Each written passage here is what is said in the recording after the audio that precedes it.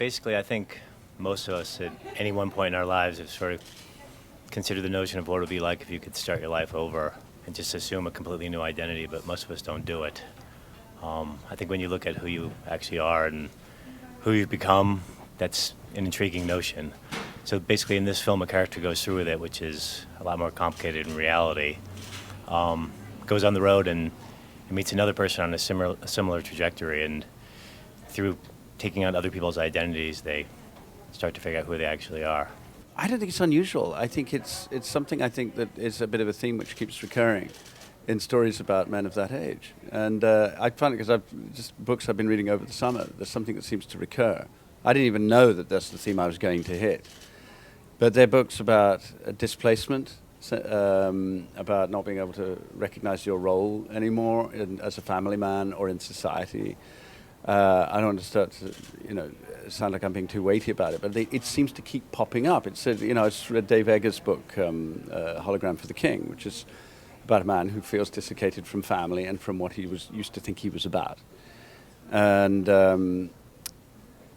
people who feel that their past is weighing on them, people who feel that they've run out of chances, and so I think it's not entirely specific to him, but yes, I think he feels he's blown it with his kid, he's blown it in his relationships, he hasn't amounted to anything.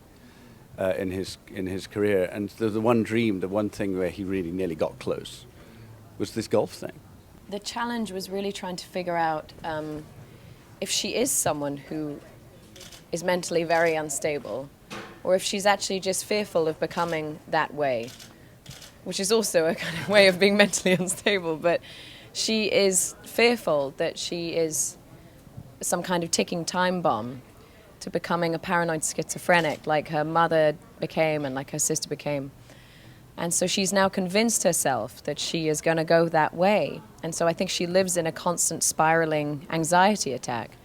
But the interesting part about the character is that she uses this actually as a tool to keep people very much at arm's length, and is fearful of any kind of connection.